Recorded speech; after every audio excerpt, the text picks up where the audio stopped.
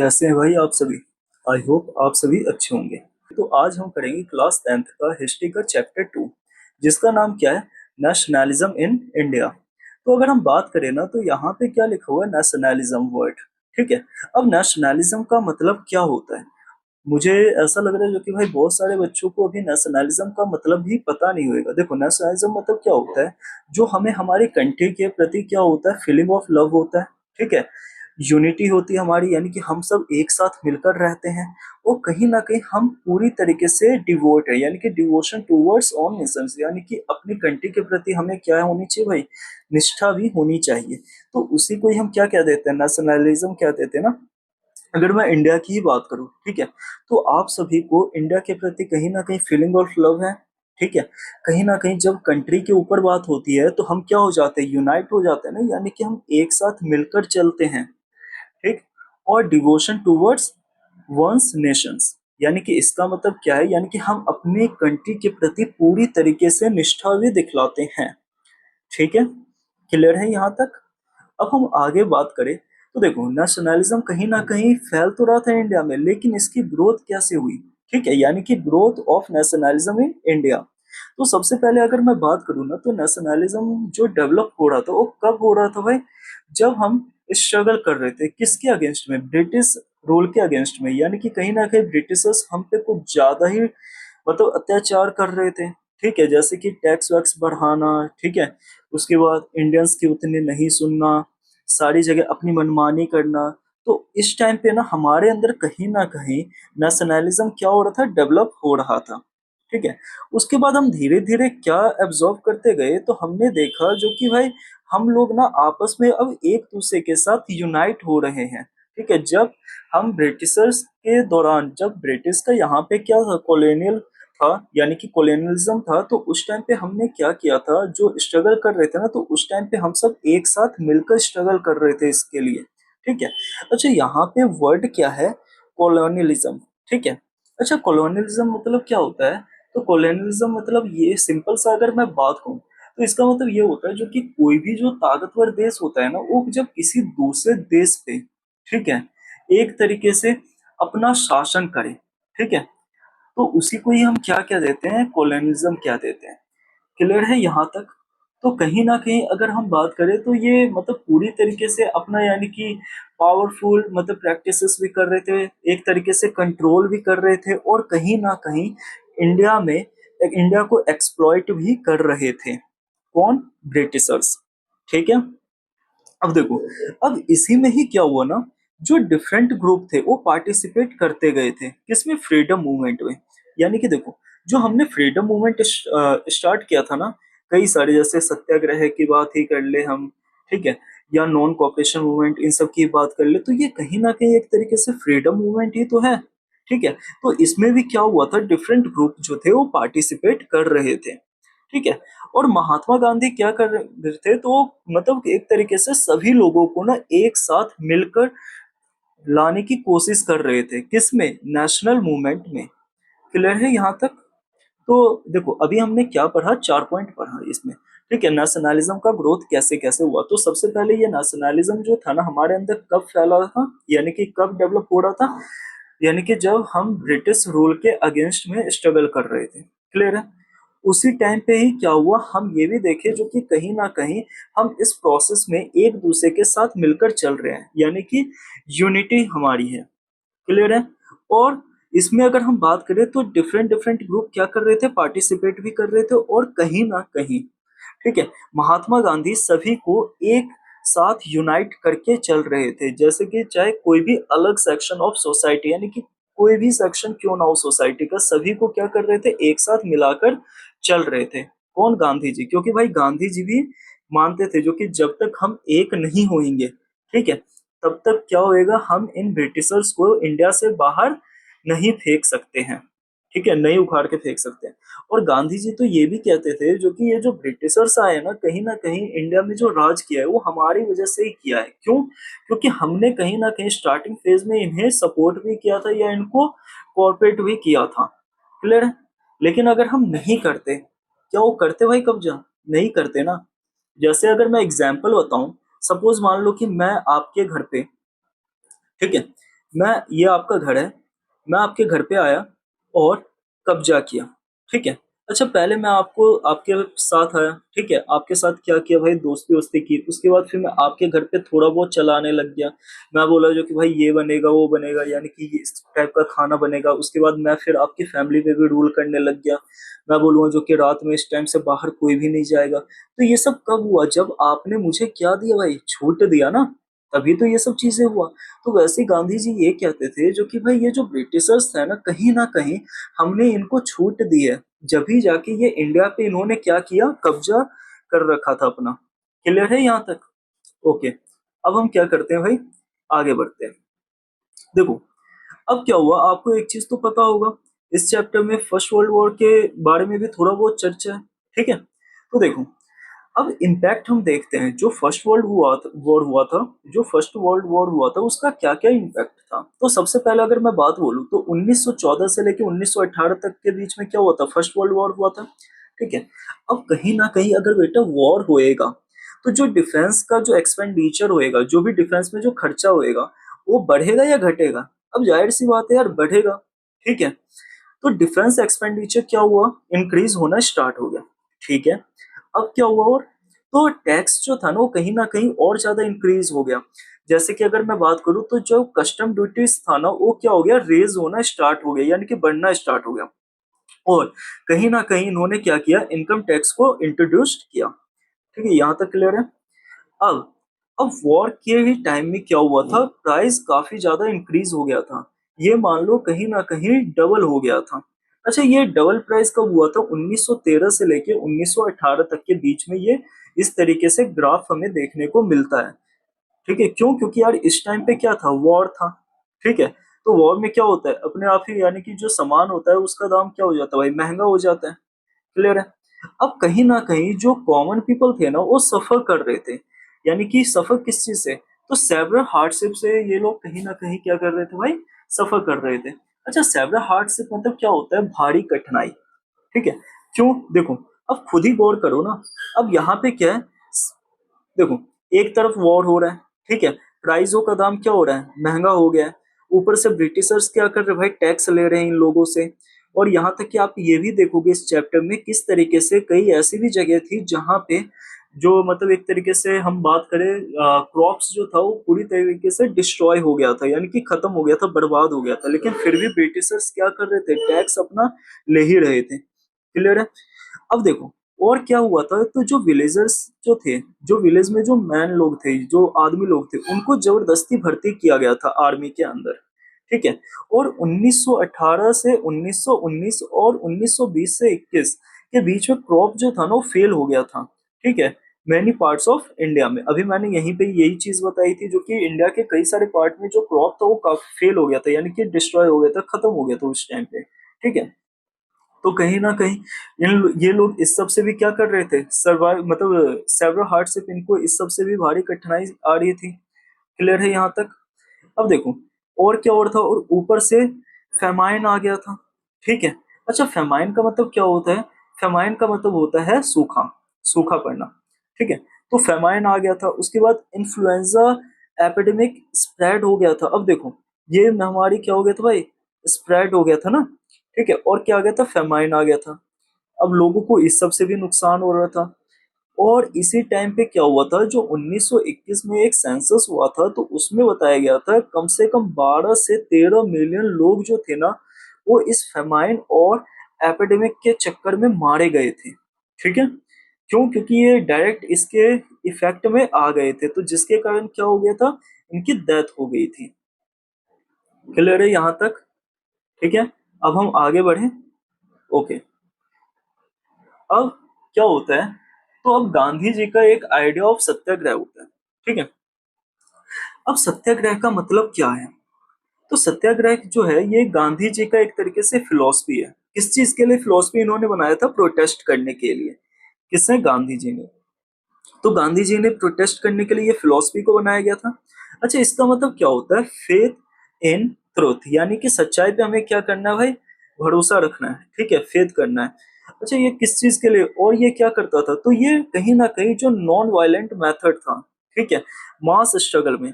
अच्छा, non violent method का मतलब क्या होता है? जहां पे आप फिजिकल फोर्सेस को यूज नहीं कर सकते हैं इनजस्टिस के खिलाफ। तो कहीं ना कहीं ये सब कुछ क्या है भाई, सत्याग्रह के ही अंदर आता है, यानी कि it's a part of Satyagraha. Clear? अब अगर मैं बात करूं तो देखो, अब हमारे गांधी जी साउथ अफ्रीका से इंडिया में कब आते हैं? जनवरी 1915 में आते हैं। ठीक है। अब आते ही वो भाई थोड़ा देखेंगे कंट्री को, जो कि हमारी कंट्री में क्या चीजें चल रही है क्या नहीं चल रहा है, यानी कि पूरी तरीके से कंट्री को क्या करेंगे, ऑब्जर्व करेंगे। फिर उसके बाद उन्होंने क्या किया?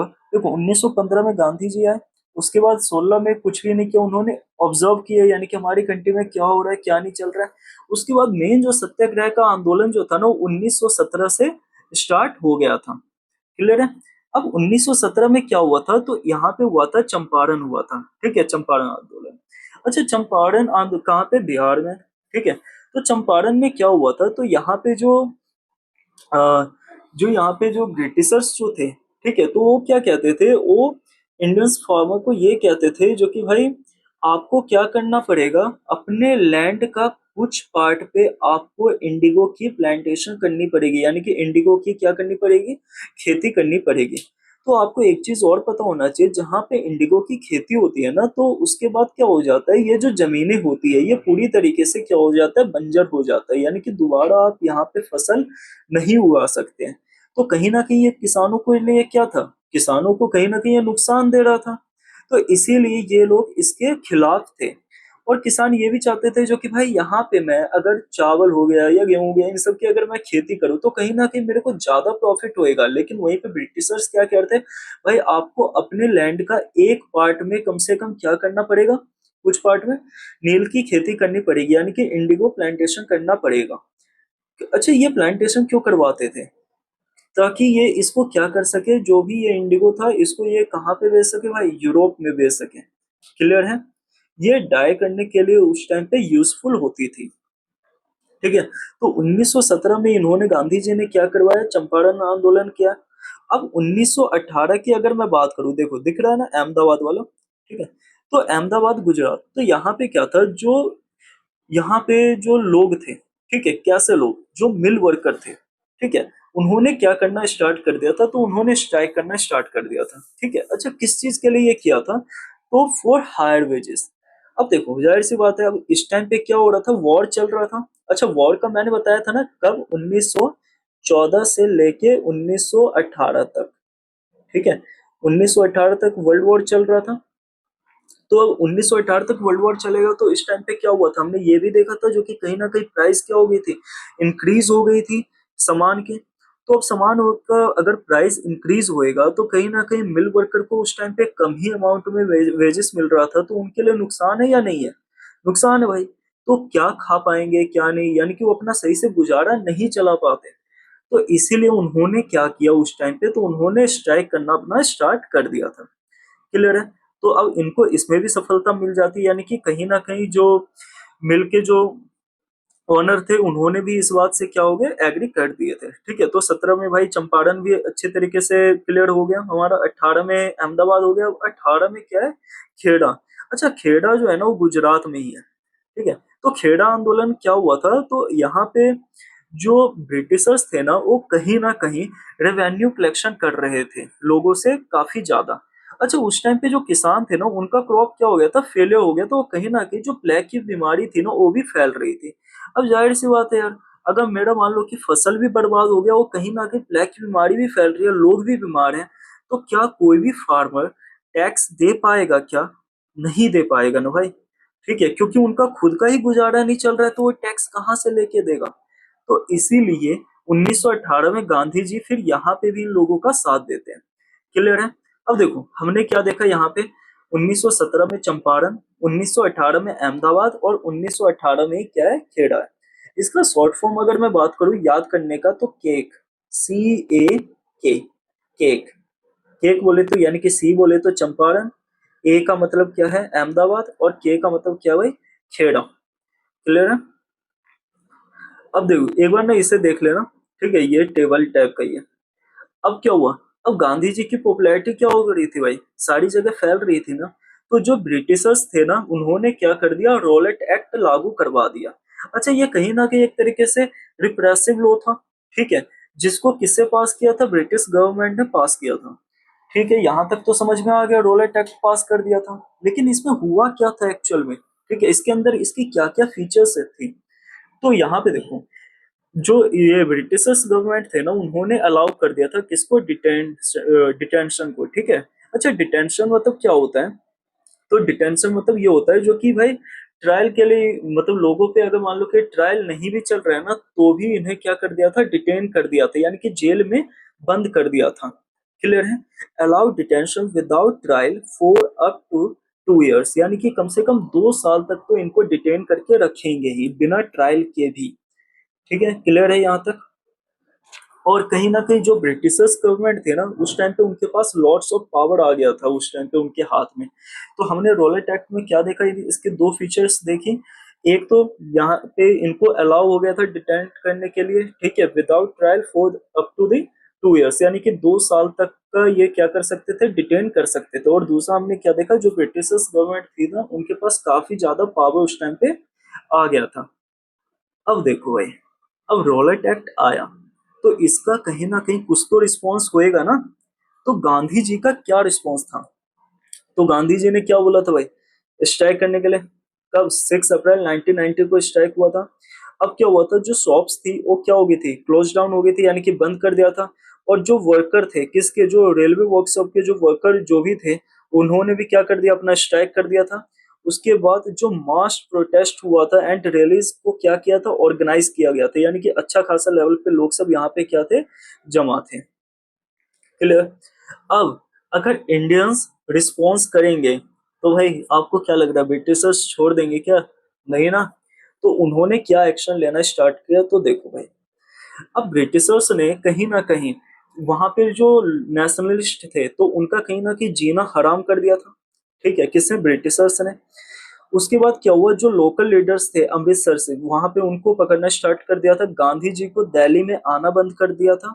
और 10 अप्रैल को जो लोगों की पीसफुल प्रोसेशन चल रही थी, प्रोसेशन बोलते हैं यानी कि जुलूस टाइप का, ठीक है, तो जो लोगों की पीसफुल जुलूस चल रही थी ना, तो वहां पे जो पुलिस थी, उन्होंने क्या कर दिया था, फायर कर दिया था, गोली मार दी थी। ठीक है। अब क्या हो रहा था, धीरे धीरे अब मार्शल लॉ इम्पोज कर दिया था, और इसका पूरा कमांड किसके हाथ में था, जनरल डायर के हाथ में। क्लियर है यहां तक। अब देखो, अब होता है भाई जलियांवाला बाग मैसेकर। ठीक है। अच्छा, जलियांवाला बाग मैसेकर से पहले ना मैं आपको थोड़ा बहुत मतलब लिंक करवाता हूँ। देखो, गांधी जी इंडिया में कब आते भाई, गांधी जी इंडिया में आते हैं 1915 में। ठीक है, 1915 में आए, 16 में क्या किया, रिलैक्स किया। 17 में क्या हुआ, यानी कि 1917 में क्या हुआ था, चंपारण हुआ था। 1918 में क्या हुआ था भाई, 1918 में क्या हुआ था भाई, यहाँ पे आपका अहमदाबाद हो गया था। और 1918 में एक चीज और हो गया था, क्या, खेड़ा हो गया था।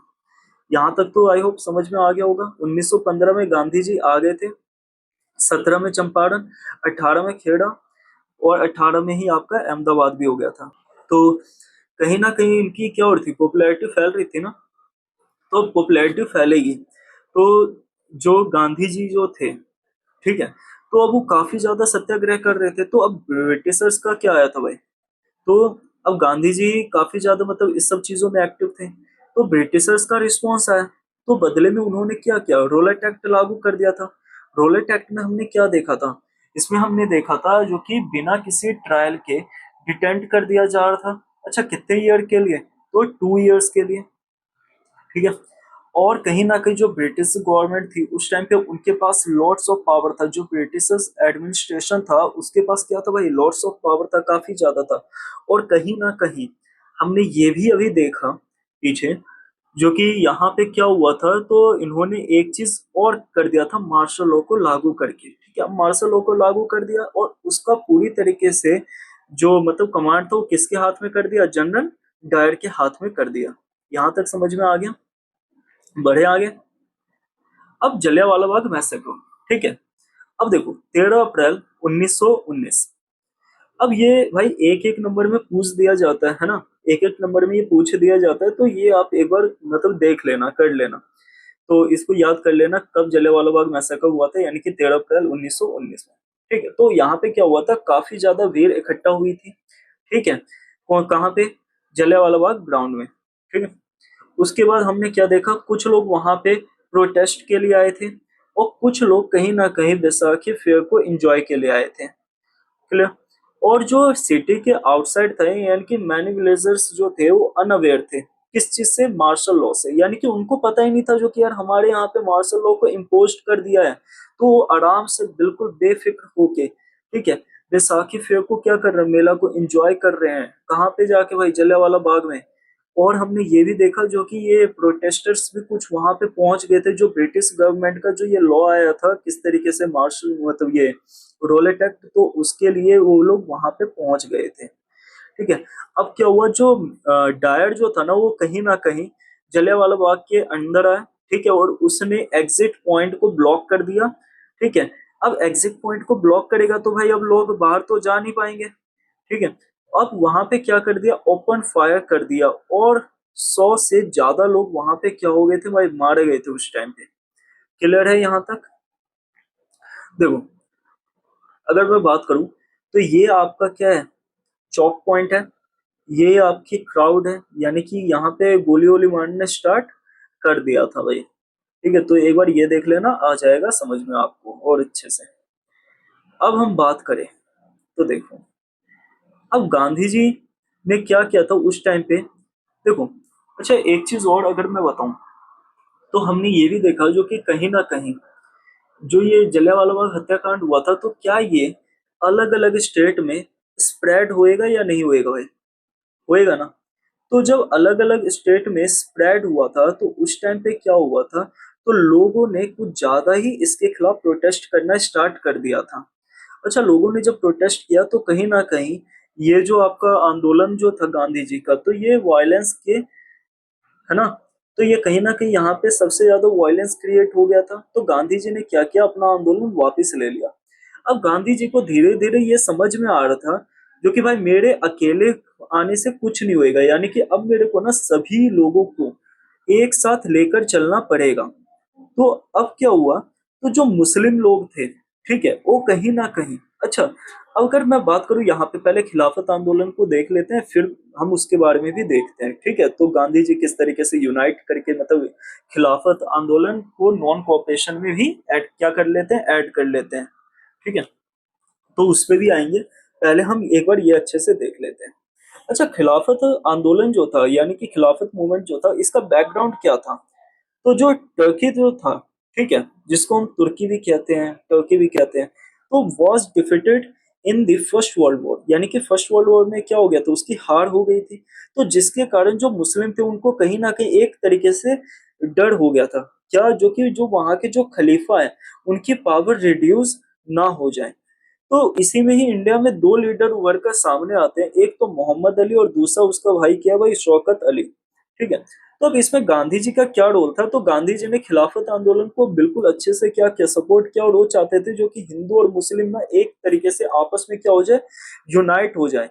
और कहीं ना कहीं अभी देखो, मैंने ये बताया था ना अभी, तो कहीं ना कहीं ये क्या कर रहे थे, इस मूवमेंट को लिंक कर रहे थे किसके साथ, तो जो स्ट्रगल कर रहे थे हम स्वराज के लिए, उसके साथ।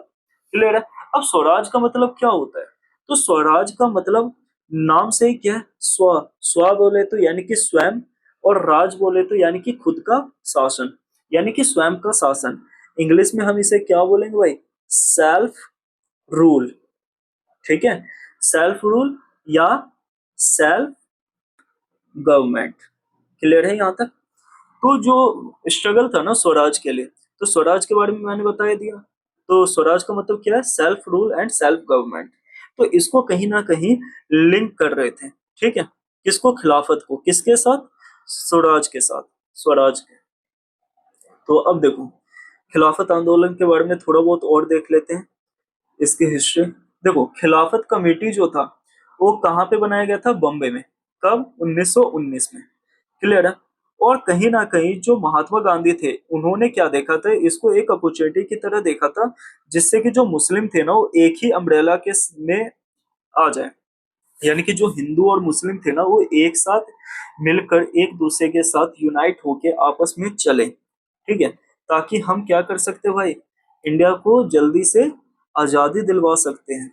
क्लियर है? तो अब देखो यहाँ पे, at the Calcutta session of the Congress in September 1920, he convinced other leaders of the need to start a non-cooperation movement in support of खिलाफत as well as स्वराज। यानी कि वही चीज बोल रखा है, जो नॉन कोऑपरेशन मूवमेंट है ना, ठीक है, तो इनको इन सपोर्ट ऑफ किसके, खिलाफत और स्वराज के साथ साथ, जो अभी हमने डिस्कशन भी किया था। क्लियर है यहाँ तक भाई? यहाँ तक आई होप आप सभी को समझ में आ रहा होगा। अच्छा, अब ये नॉन कोऑपरेशन मूवमेंट क्या होता है? ठीक है, तो देखो अभी जो मैंने स्टार्टिंग में जो आपको बताया था, जो इन्फॉर्मेशन दिया था गांधी जी के आइडिया के बारे में, तो वही चीज यहाँ पे लिखा हुआ है।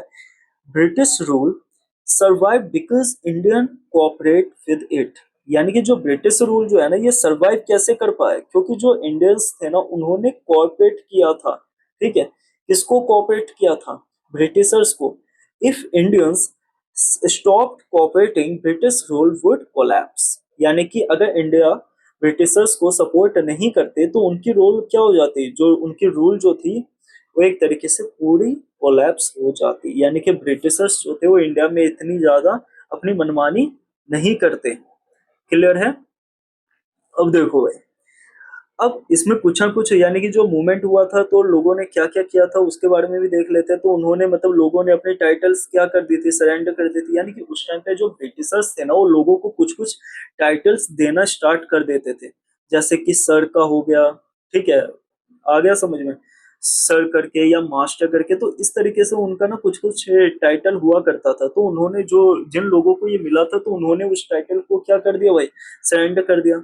उसके बाद बॉयकॉट कर दिया गया गवर्नमेंट स्कूल को, है ना, एंड कॉलेजेस को। यानी कि बच्चों ने भाई स्कूल जाना बंद कर दिया, कॉलेज जाना बंद कर दिया। जो वहां के टीचर्स थे उन्होंने पढ़ाना क्या कर दिया भाई, बंद कर दिया। ठीक है, उसके बाद हमने कोर्ट्स को भी क्या कर दिया, बॉयकॉट कर दिया, है ना, बॉयकॉट। और हमने क्या किया, लेजिस्लेटिव काउंसिल को भी कर दिया, फॉरेन गुड्स को भी कर दिया भाई। ठीक, यहाँ तक आ रहा है समझ में? उसके बाद कहीं ना कहीं हमने रिफ्यूज कर दिया किसको, कोऑपरेट, मतलब refuse to cooperate with British government. British government जो भी चीजें चाहती थी हमने बिल्कुल उसके उल्टा किया। ठीक है, यानी कि कोई कोऑपरेशन ब्रिटिश गवर्नमेंट को नहीं दिखलाई हमने। ठीक है, उनकी कोई भी हेल्प हमने की ही नहीं। अब देखो, अब कहीं ना कहीं जो ये नॉन कोऑपरेशन मूवमेंट जो था ना, वो धीरे धीरे क्या होता है, चल रहा था। लेकिन अगर हम बात करें तो जो कांग्रेस था ना, उनके अंडर में ही क्या हो रहा था, आपस में ही टसल हमें देखने को मिल रही थी। ठीक है, क्यों? क्योंकि जो कुछ कांग्रेस जो थे ना, कुछ कांग्रेस के लोग, वो एक तरीके से काउंसिल इलेक्शन को बॉयकॉट नहीं करना चाहते थे। क्लियर है? क्यों? क्योंकि उनको कहीं ना कहीं ये फियर था, जो कि मे बी ये जो मूवमेंट है ना, ये फिर से वायलेंस ना क्रिएट कर दे। ठीक है, जिससे कि कई सारे लोगों को अपनी जान भी गंवानी पड़े। तो इसी में मतलब कुछ लोग जो थे ना, वो इसके सख्त खिलाफ थे। और उसी में जो कुछ लोग थे वो चाहते थे नहीं यार, नॉन कोऑपरेशन मूवमेंट एक बार फिर मतलब ये स्टार्ट होनी चाहिए। ठीक है, तो जो कांग्रेस जो थी ना, फिर बाद में उन्होंने क्या किया था, ये मान लिया था। क्यों? अच्छा, इसके पीछे का रीजन क्या है, जो कि उन्होंने क्यों मान लिया था? क्योंकि कोई भी मीटिंग उस टाइम पे नहीं देखा गया था। यानी कि while there seemed no meeting point between the supporter and opponents of the movement। यानी कि देखो, अभी मैं आपको एक मिनट अच्छे से समझाता हूँ। देखो, हमने यहाँ पे क्या देखा था, यानी कि ये हमारा कांग्रेस है, इसके दो पार्ट है। ठीक है, एक तो भाई आपका सपोर्ट कर रहा था, ठीक है, इस चीज को, नॉन कोऑपरेशन मूवमेंट को कहीं ना कहीं एक क्या कर रहा था, सपोर्ट कर रहा था। लेकिन लेकिन एक क्या कर रहा था भाई, सपोर्ट नहीं कर रहा था।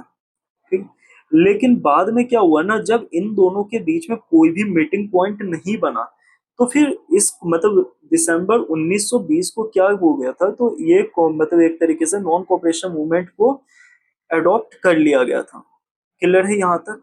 यानी कि जब लोगों को यानी कि कांग्रेस को ये देखा गया, जो कि हाँ यार, अब मतलब कोई भी मीटिंग वीटिंग हमारे बीच हो नहीं रही है, तो अब हम क्या करते हैं, इसी को ही हम अपना सपोर्ट करना स्टार्ट कर देते हैं। तो फिर नॉन कोऑपरेशन मूवमेंट फिर धीरे धीरे क्या हुआ, फैलता गया।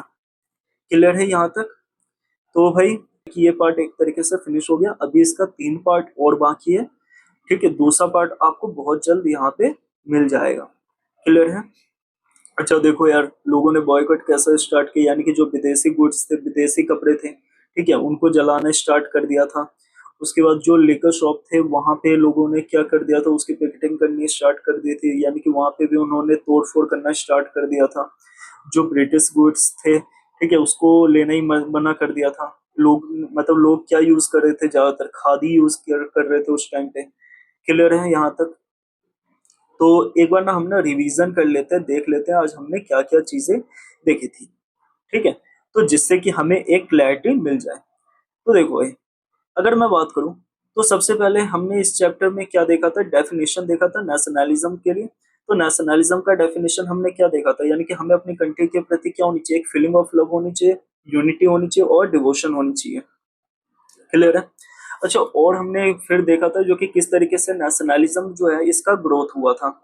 तो जब ब्रिटिशर्स रूल कर रहे थे इंडिया पे, ठीक है, और जब हम उसके अगेंस्ट क्या कर रहे थे, स्ट्रगल कर रहे थे, तो कहीं ना कहीं ये हमारे अंदर डेवलप होना स्टार्ट हो गया था नेशनलिज्म। ठीक है। अच्छा, इसमें क्या हुआ था, जो डिफरेंट ग्रुप थे ना वो पार्टिसिपेट कर रहे थे, और कहीं ना कहीं जो गांधी जी जो थे वो ये भी ट्राई कर रहे थे जो कि कोई भी सेक्शन छूटे ना, यानी कि सब इसमें बढ़ चढ़ कर हिस्सा ले। क्लियर है? अब उसी टाइम पे क्या हमने देखा था, फर्स्ट वर्ल्ड वॉर भी देखा था हमने 1914 से लेके 1918 तक। तो इसमें क्या हुआ था, एक तो टैक्स, यानी कि टैक्सों का क्या हो गया था, इंक्रीज हो गया था, टैक्स हमारा इंक्रीज हो गया था, डिफेंस एक्सपेंडिचर इंक्रीज हो गया था। उसके बाद लोगों की जो मतलब एक तरीके से इनकम थी वो उस टाइम पे कम ही थी, इनकम में मतलब डिक्रीज था, लेकिन कहीं ना कहीं जो प्राइस था वो एक तरीके से डबल हो गया था। ठीक है। उसके बाद जो ग्रामीण इलाकों के जो विलेजर्स जो थे, ठीक है, उनको क्या किया गया था, जबरदस्ती आर्मी में भर्ती किया गया था। और हमने क्या देखा था, क्रॉप्स फेलियर भी देखा था, कब, 1918 से 1919 में क्रॉप फेलियर भी देखा था। फिर हमने क्या देखा था, फेमाइन भी देख लिया था, इन्फ्लुएंजा एपिडेमिक भी देखा था। और हमने एक चीज और देखा था, जब 1921 में जो सेंसस हुआ था तो उस टाइम पे लगभग 12 से 13 मिलियन पीपल को क्या, पीपल क्या हो गए थे भाई, मारे गए थे, है ना। मारे क्या मतलब मर गए थे इस सब के चक्कर में। ठीक है। फिर हमने क्या देखा था, सत्याग्रह का डेफिनेशन देखा था। तो सत्याग्रह जो था ये एक तरीके से फिलोसफी था, किसका, महात्मा गांधी का, किसके खिलाफ, प्रोटेस्ट के खिलाफ। ठीक है। तो इसका मतलब क्या होता है, फेथ इन ट्रुथ, यानी कि हमें सच्चाई पे क्या करना है, विश्वास करना है।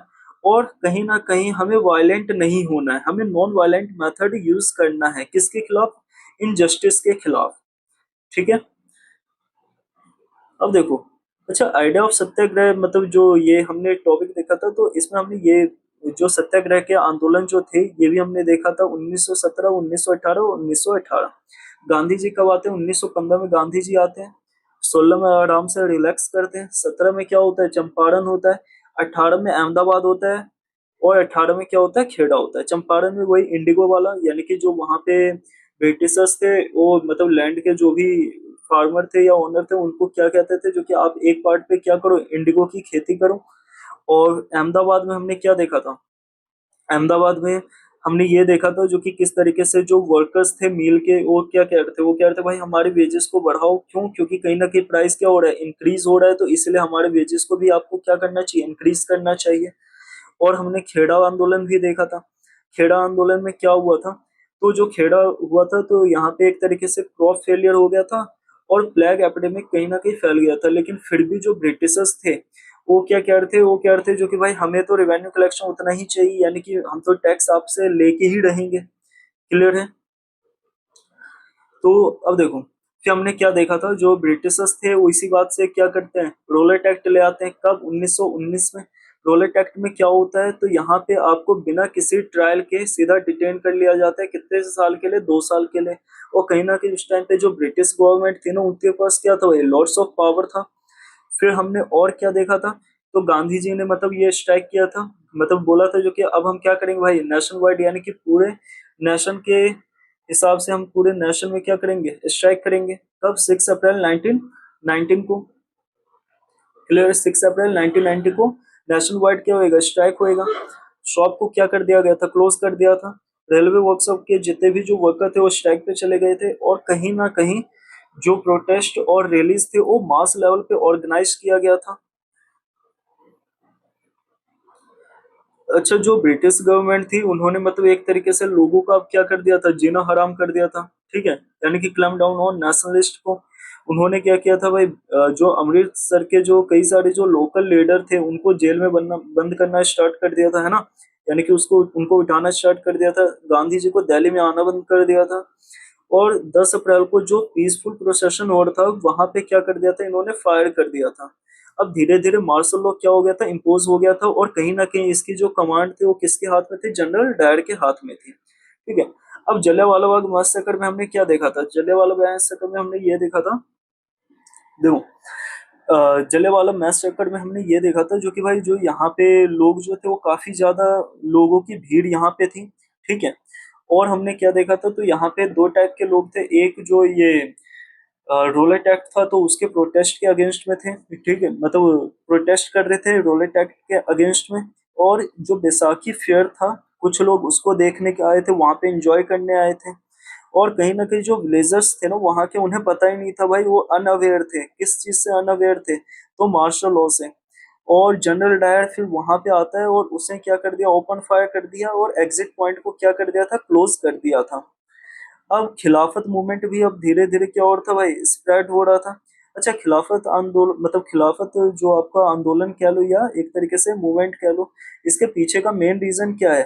तो खिलाफत का अगर हम बात करें तो मेन रीजन हमारा है, जो टर्की जो था ना वो फर्स्ट वर्ल्ड वॉर क्या हो गया था, हार गया था। तो जो मुस्लिम्स थे ना उनको ये लग रहा था जो कि कहीं ना कहीं जो खलीफा है उनकी पावर जो है रिड्यूस तो नहीं हो गई है, या रिड्यूस हो जाए मे बी। तो इसके लिए उन्होंने क्या कर दिया था, खिलाफत मूवमेंट को स्टार्ट कर दिया था। अब इंडिया में ये होता है, और इसके लीडर दो भाई होते हैं, मोहम्मद अली और शौकत अली। और कहीं ना कहीं गांधी जी इन दोनों भाइयों को क्या करते हैं, हेल्प करते हैं, और कहीं ना कहीं इस मूवमेंट को लिंक करते हैं किसके साथ, स्वराज के स्ट्रगल के साथ, है ना, स्ट्रगल फॉर स्वराज के लिए उन्होंने क्या कर दिया भाई, इसको लिंक कर दिया। स्वराज का मतलब क्या होता है, self rule and self government. Clear. अब ये पार्टी जो थी ये कब बनाई गई थी, बम्बई में बनाई गई थी, कब, मार्च 1919 में क्रिएट किया गया था। ठीक है। और गांधी जी कहीं ना कहीं गांधी जी को ये एक अपॉर्चुनिटी लगी, जिससे क्या होएगा, जो मुस्लिम लोग हैं और हिंदू लोग हैं वो एक ही अम्ब्रेला के नीचे खड़े होंगे। ठीक है। क्लियर है। और कलकत्ता सेशन मतलब उन्होंने मतलब किया था कब, सितंबर 1920 में। ठीक है। और उन्होंने इसमें क्या किया था, तो कहीं ना कहीं इन्होंने नॉन कोऑपरेशन मूवमेंट को इन सपोर्ट ऑफ किसके, Khilafat as well as for Swaraj के लिए कर दिया था। तो अब हम क्या देखते हैं, नॉन कोऑपरेशन मूवमेंट को।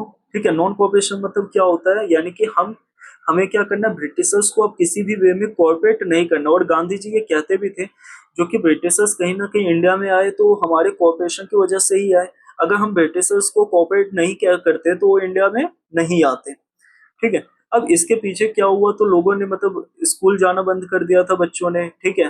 टीचर से पढ़ाना बंद कर दिया था, वकीलों ने वकालत करना बंद कर दिया था, कोर्ट में जाने, है ना, कोर्ट में नहीं जाते थे। उसके बाद जो कई सारे ऐसे भी लीडर्स थे जो लेजिस्लेटिव काउंसिल में नहीं जाते थे। उसके बाद फॉरेन गुड्स को पूरी तरीके से बॉयकॉट कर दिया था, बॉयकॉट कर दिया। क्लियर। अब देखो, अगर मैं बात करूं तो कहीं ना कहीं कांग्रेस में भी टसल होना स्टार्ट हो गया था। अब दो गुट में ये पार्टी एक तरीके से बट गया था। पहला इसके सपोर्ट में था नॉन कोऑपरेशन के, दूसरा इसके सपोर्ट में नहीं था। दूसरा क्यों नहीं था, क्योंकि उन्हें ये लग रहा था क्योंकि कहीं ना कहीं ये मूवमेंट जो है फिर से वायलेंस में क्रिएट ना हो जाए, इसीलिए फिर बाद में इनकी आपस में मीटिंग वीटिंग नहीं हुई। तो फिर बाद में यानी कि दिसंबर 1920 में नागपुर में क्या कर दिया गया था, इसको पूरी तरीके से नॉन कोऑपरेशन मूवमेंट को अडॉप्ट कर दिया गया था। तो भाई देखो, अब यहाँ पे क्या हो जाता है, ये आपका पार्ट वन फिनिश हो जाता है। ठीक है। अगर आपको इस चैप्टर से या इस पार्ट वन से रिलेटेड अगर आपको कोई भी डाउट हो तो आप मेरे से कमेंट सेक्शन में पूछ सकते हैं। ठीक है, मैं आपको पूरा रिजॉल्व करवा दूंगा, क्लियर करवा दूंगा जो भी डाउट आपको बच जाएगा। ठीक है। अच्छा, अब आपको क्या करना है, कम से कम आपने ये पार्ट फर्स्ट जो भी कंप्लीट किया है ना, तो आपको क्या करना है, बुक को उठाना है और एक बार उस बुक को रीड कर लेना, ताकि आपको एक अच्छी क्लैरिटी भी मिल जाएगी। वैसे आपने मतलब ये वीडियो कर लिया तो ये पूरा मैंने बुक में से ही उठाया। ठीक है, बुक की यहाँ तक कि एक एक वर्ड को मैंने अच्छे से समझाया है, ताकि आपको कहीं पे भी प्रॉब्लम ना आए। क्लियर है। तो अगर आप बुक को भी एक साथ लेके चलेंगे तो आपको ये चीजें अच्छे से समझ में और अच्छे से समझ में आ जाएगा, और कहीं ना कहीं आप इसको खुद से भी लिंक करने की कोशिश करते रहना। क्लियर है? सो अगर आपको ये वीडियो अगर अच्छा लगे तो प्लीज और लाइक कर देना भाई, वीडियो को सब्सक्राइब कर देना, और फ्रेंड से शेयर करना मत भूलना। क्लियर है? Thank you.